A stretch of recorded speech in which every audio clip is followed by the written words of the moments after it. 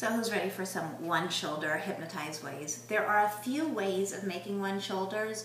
I'm just going to work with the basic way right now. So when you step into your tube, think about having an armhole. Just have an imaginary one that you're creating, and that's what you're going to do. You're literally making an armhole using your band to close it up, tying it always tightly, making sure also, by the way, you might have to adjust a little bit that it's not draping too much on this side, and you want to have enough of an opening there, not too tight and not too loose, depending on what you're doing with it.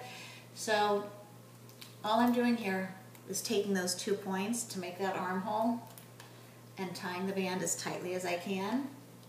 And once I do that, sometimes I give it, like I've explained, a little extra pull there, and I've created a one shoulder style.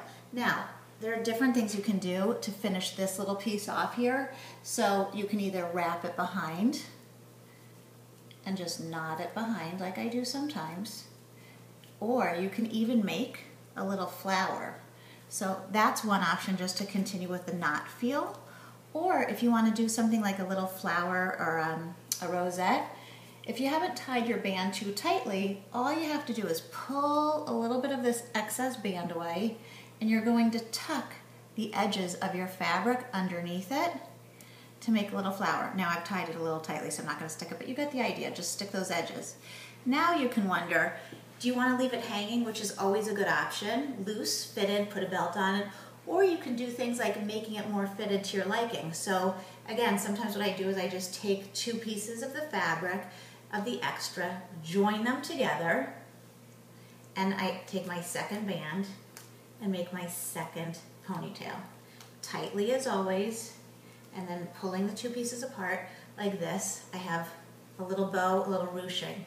Another way you can do, now keep in mind when you take your bands off, just pull the fabric away and your band will pop right off.